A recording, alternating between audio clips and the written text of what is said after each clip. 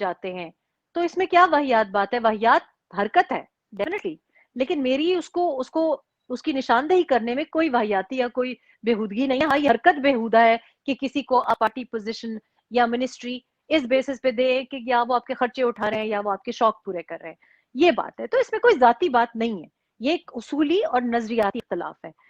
वो जो बात कर रहा था मुस्तफा नवाज खोकर, वो कह रहा था कि आपने पोजीशन इस वजह से दी है क्योंकि डॉक्टर हुमायूं मोहम्मद का हेयर इम्प्लांट का बिजनेस है, सर्जरी जो भी इसको जी कहते जी हैं, जी जी, और बिल्कुल इमरान बिल्कुल। ने उनसे हेयर इम्प्लांट करवाया हुआ है। उन्होंने ये बात की।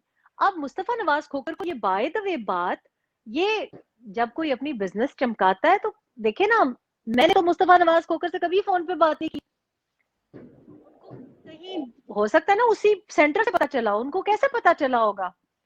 मेरा तो नहीं ख्याल कि मुस्तफा नवाज खोकर ने मेरी किताब पढ़ी हो। मैंने तो किताब में वैसे by the way hair plants का कुछ और बात लिखी थी उससे रिलेटेड, कि हेयर इम्प्लांट्स इंग्लैंड में कहाँ से करवाए, और उसकी एक बैकग्राउंड बताई थी कि वो झूठ डिस्क्राइब कर रही थी कि मुझे इतना परेशान कर दिया। मैं एक दिन वो बड़ा बल्कि दिलचस्प, या दिलचस्प भी कह सकते हैं अब क्या, इस, हुआ ये कि मेरी नई नई शादी हुई हुई थी। तो जाहिर है इंसान जब, खास कर जब शौहर जरा उम्र में बड़ा हो तो उसकी सेहत का, उसकी जिंदगी का, उसकी खाने पीने का ज्यादा ख्याल रखता है। तो एक दिन मैंने दरवाजा खोला तो वो अपने सर को मसाज कर रहे थे, सर को दबा रहे थे। तो मैंने एकदम से परेशानी में पूछा कि क्या हुआ, आपकी तबीयत ठीक है, आपके सर में दर्द है, मैं दबा दूं? तो एकदम से चौंक गए, और वो जिस तरह से दबा रहे थे वो काफी प्रॉपरली दबा रहे थे।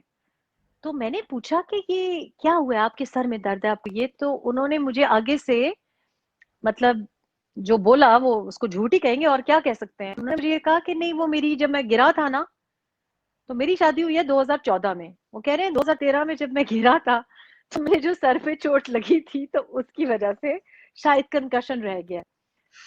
अब उस वक्त मैंने एनीवे सुन लिया, मैं डॉक्टर की बेटी हूँ बहरहाल, इतने तो हम भी जाहिल नहीं, लेकिन मैं थोड़ी बहुत परेशान हो गई कि वो काफी काफी देर तक दबा रहे थे और एक मखसूस अंदाज में दबा रहे थे, सर्कुलर मोशन में दबा रहे थे और दबाए जा रहे थे, मुझे नहीं दबाने दे रहे थे कि नहीं नहीं नहीं तुम नहीं नहीं।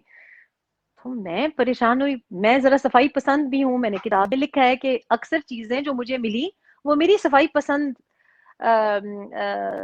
तबीयत की होने की वजह वजह से से। मिली, मैं कुछ ढूंढ नहीं रही थी। लेकिन हाँ जी, मैं घर जरा बहुत ज्यादा सफाई पसंद हूँ, तो मैं धूल, चादरें तब्दील करना, बिस्तरों के नीचे वैक्यूम करवाना, ये मेरी रूटीन की आदत है।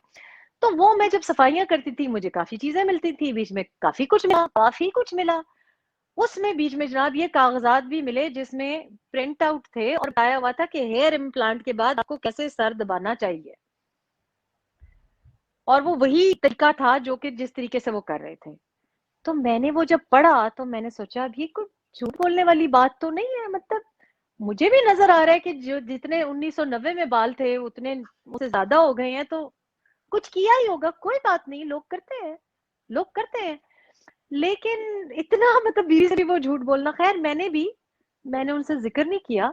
लेकिन फिर उसके बाद से मैंने फिर ऐसी चीजें घर में लाना शुरू कर दी कि मैंने कहा चलें, अगर इनको बाल बचाने का शौक है तो फिर मैंने डिटेल में लिखा है कि फिर मैं रोज नाश्ते के वक्त उनके सर पे एलोवेरा प्योर जेल जो होती है, पौधे से जो निकाली जाती है, तो लेकिन बात ये है कि देखिए ना, ये इंग्लिश की एक मिसाल है कि people in glass houses shouldn't throw stones.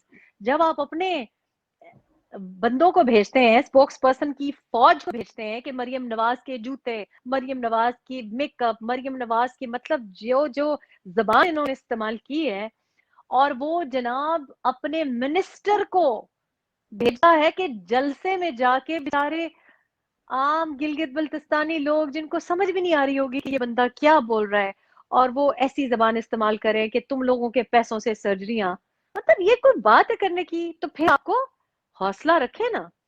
सुनने का। मरियम ने तो सुन लिया, मरियम नवाज ने तो सुन लिया, रेहाम खान ने तो सुन लिया, अब अपनी बारी आई है तो चीखते चिल्लाते हुए आप लगता है तवे पे बैठे हैं। तो अफसोस मुझे होता है, शिबली के लिए अफसोस होता है, क्योंकि एक अच्छी फैमिली से उनका ताल्लुक है, अहमद फराज साहब के वो साहबजादे हैं, और मुझे बहुत अफ़सोस है। मैं उससे ये तवक्को नहीं रखती थी, आप यकीन करें। बेवकूफ दोस्त से अक्लमंद दुश्मन अच्छा आता है। अगर वो रवानी में बात कर जाते, शिबली फराज साहब चुप रहते, तो इतने ज्यादा लोगों को शायद पता खान साहब ने बाल लगवाए हैं, लेकिन क्योंकि शिबली फराज साहब ने